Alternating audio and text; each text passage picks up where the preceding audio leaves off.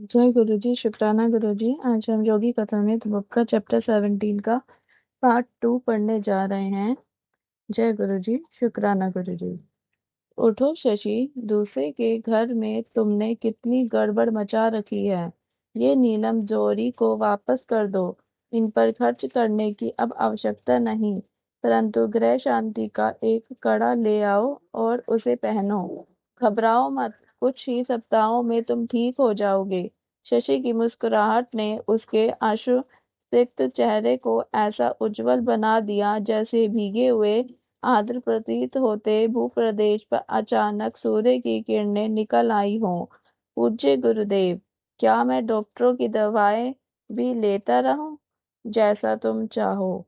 उन्हें चाहे लो या फेंक दो, इससे कोई फर्क नहीं पड़ता। अब तुम्हारा क्षय रोग से मरना उतना ही असंभव है जितना सूर्य और चंद्र का आपस में अपने स्थान बदलना। फिर अचानक श्री युक्तेश्वर जी कह उठे, इससे पहले कि मेरा विचार बदल जाए, अब यहाँ से चले जाओ। घबराकर उन्हें तुरंत नमस्कार कर शशि शीघ्रता से वहां से चला गया।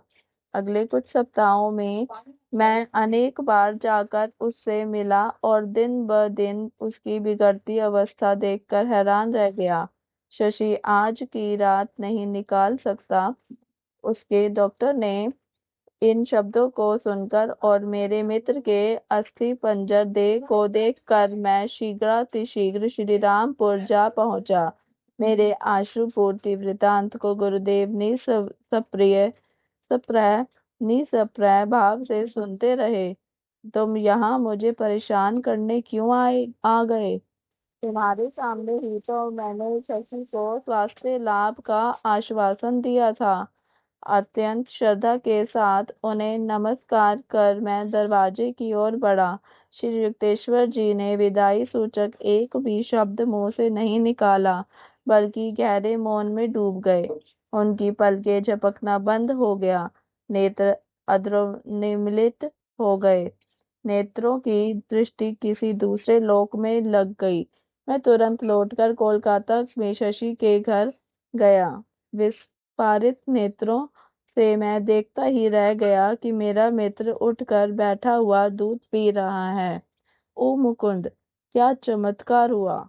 4 घंटे पहले मैंने अपने कमरे में गुरुदेव की उपस्थिति अनुभव की और उसी क्षण मेरे भयंकर रोग के लक्षण गायब हो गए।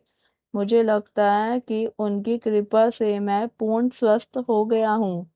कुछ ही सप्ताहों में शशि इतना हष्ट-पुष्ट और स्वस्थ हो गया जितना पहले कभी नहीं था। परंतु इस रोग मुक्त पर उसकी प्रतिक्रिया में कृतज्ञता की झलक आ गई।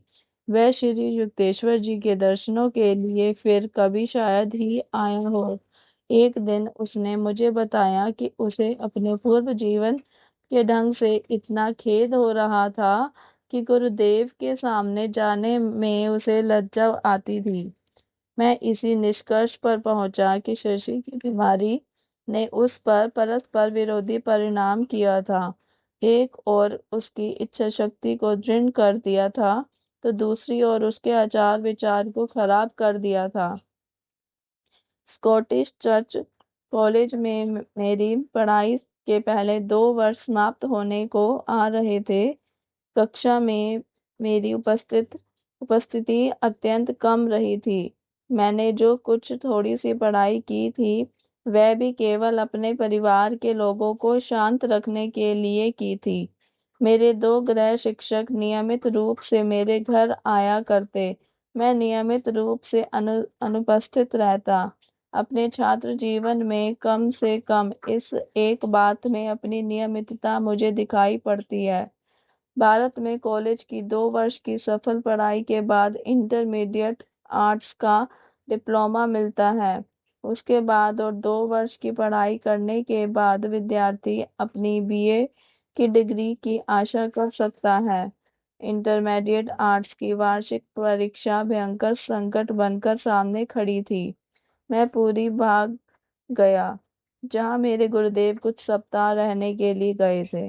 मन में यह धुंधली सी आशा लिए हुए कि वे कहेंगे मुझे परीक्षा देने की आवश्यकता नहीं, मैंने उन्हें परीक्षा के लिए अपने तैयार ना होने की बात बताई।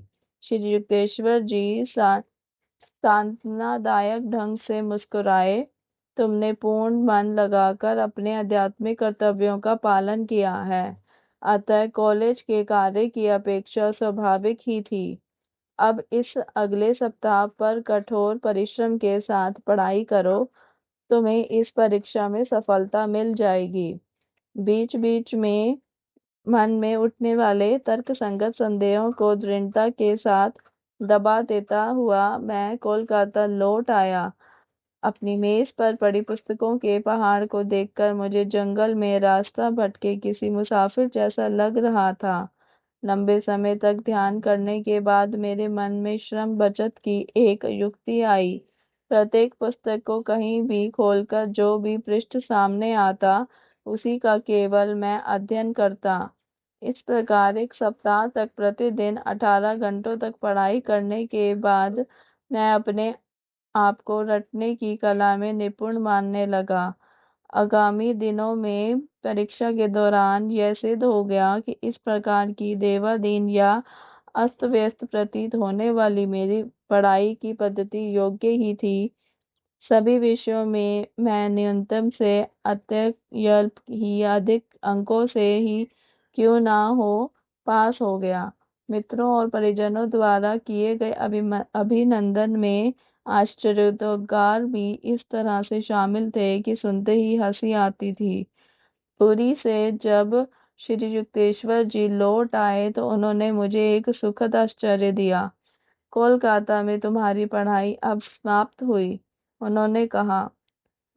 अब मैं ऐसी व्यवस्था करता हूँ कि तुम विश्वविद्यालय की अगले 2 वर्षों की पढ़ाई श्रीरामपुर में ही रहकर कर सको। मैं उलझन में पड़ गया। गुरुदेव, इस कस्बे में तो बीए का कोर्स नहीं है। वहाँ उच्च शिक्षा की एकमात्र संस्था श्रीरामपुर कॉलेज ही थी और वहाँ केवल इंटर तक की ही पढ़ाई की व्यवस्था थी। गुरुदेव के चेहरे पर शरारत भरी मुस्कुराहट उभर आई। अब तुम्हारे लिए बीए का कॉलेज बनाने की खातिर चंदा जमा करते घूमने की तो मेरी उम्र नहीं रही। लगता है मुझे किसी और के माध्यम से ही यह व्यवस्था करनी पड़ेगी।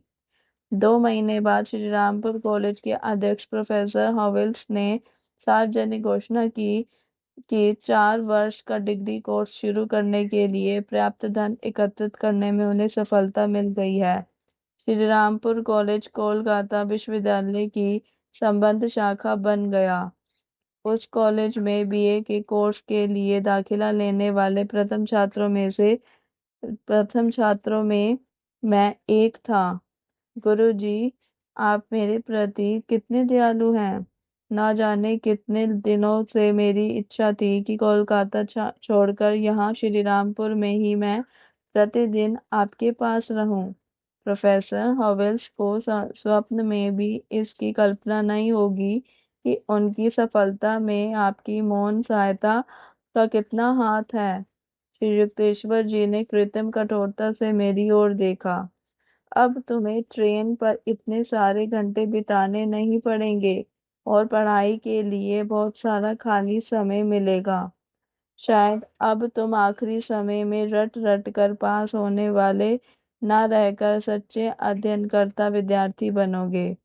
परंतु उनके स्वर में कहीं विश्वास का अभाव लग रहा था।